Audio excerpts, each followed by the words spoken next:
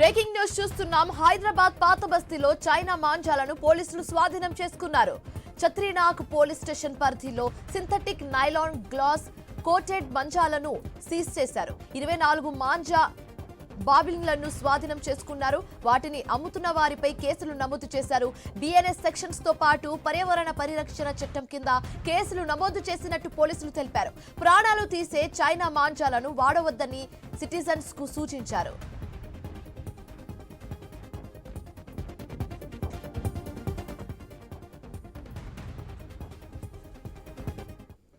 హైదరాబాద్ పాత బస్తీలో చైనా మాంజాలను పోలీసులు స్వాధీనం చేసుకున్నారు. ఇదే అంశానికి సంబంధించి మరింత తాజా సమాచారం మా కరెస్పాండెంట్ ప్రవీణ్ ఫోన్ ద్వారా అందిస్తారు.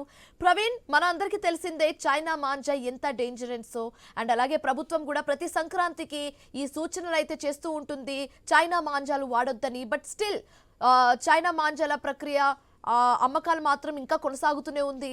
అయితే ఇప్పుడు పాత బస్తీలో జరిగిన ఇన్సిడెంట్ గురించి పూర్తి డీటెయిల్స్ ఏ విధంగా ఉంది? శివాని, అయితే చైనా మాంజా తగిలి ఒక యువకుడు గాయపడ్డాడు. అయితే రీసెంట్ గా కూడా ఒక యువకుడు చనిపోవడం కూడా జరిగింది. అయితే గొంతుకు గాయం కావడంతో 22 కుట్లు కూడా పడ్డాయి. పాత బస్తీ నవాబ్ సాబ్ కుంటకు చెందినటువంటి జమీల్ అనే యువకుడు తన బైక్ పైన చార్మినార్ వైపు వెళ్తుండగా శంషీర్ గంజ్ వద్ద గొంతుకు మాంజా తగలడంతో జమీల్ గాయపడ్డాడు. ప్రైవేట్ ఆసుపత్రిలో చికిత్స జరిపించారు. బాధితుడి తండ్రి మాత్రం ఈ ఘటన జరగడంతో ఆవేదన వ్యక్తం చేశారు. పోలీసులు ఇంతగా ప్రయత్నిస్తున్నా మాంజా కొనేవారు కొంటూనే ఉన్నారు. యువత ఎటువైపు పయనిస్తుందో తెలియడం లేదంటూ కూడా తన బాధను వ్యక్తం చేశారు. త్రుటిలో తన కుమారుడి ప్రాణాపాయం దక్కిందంటూ కూడా తెలపడం జరిగింది. మరొక విధంగా జరగకుండా తగు చర్యలు తీసుకోవాలి అంటూ కూడా చెప్పడం జరిగింది. అయితే ఇదే అంశానికి సంబంధించి పాత బస్తీ పోలీసులు ఛత్రీనాగ్ పోలీస్ స్టేషన్ పరిధిలోని సింథటిక్ మాంజా ఏదైతే ఉంటుందో అయితే నైలాన్ గ్లాస్ కోటెడ్ మాంజా పైన ఈ యొక్క ఏవైతే కైట్స్ విక్రయించే షాప్స్ ఉంటాయో వాటిపైన రైడ్స్ నిర్వహించారు. ఇద్దరు వ్యాపారులను అదుపులోకి తీసుకున్నారు. వాళ్ళపైన బిఎన్ఎస్ చట్టం కింద వాళ్ళని కేసు కూడా నమోదు చేశారు.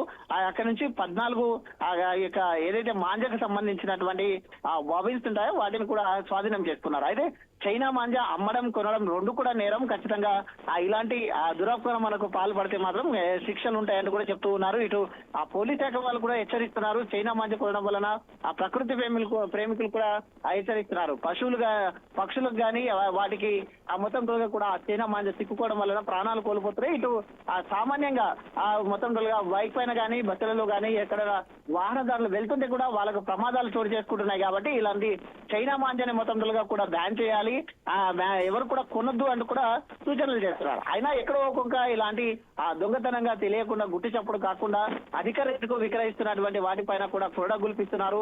ఈ 2-3 రోజుల నుంచి స్పెషల్ డ్రైవ్ కూడా నిర్వహిస్తామంటూ కూడా చెప్తున్నారు.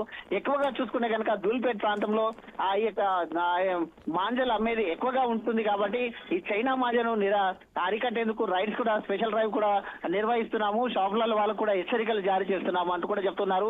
కఠినమైన చర్యలు ఉంటాయి, ఎవరు కూడా విక్రయించొద్దు.